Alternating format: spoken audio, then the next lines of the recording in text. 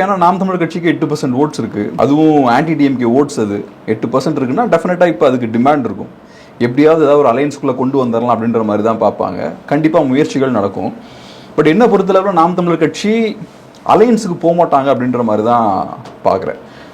ஏன் இதை நான் சொல்கிறேன்னா, அலையன்ஸுக்கு போனாங்கன்னா அது நாம் தமிழர் கட்சிக்கு பெரிய பின்னடைவாக தான் அமையும். அவங்களால அதிமுக கூடயும் அலையன்ஸுக்கு போக முடியாது, அதே மாதிரி டிவிகே கூடயும் அலையன்ஸ் போக முடியாது அப்படின்ற மாதிரி தான் பார்க்குறேன்.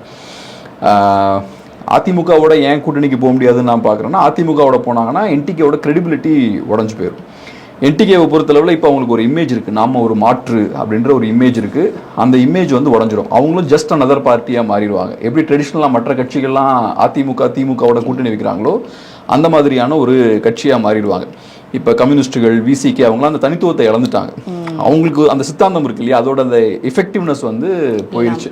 ஸோ அலையன்ஸ் வச்சாங்கன்னா என்டிகேவுக்கும் அதே விஷயம் தான் நடக்கும்.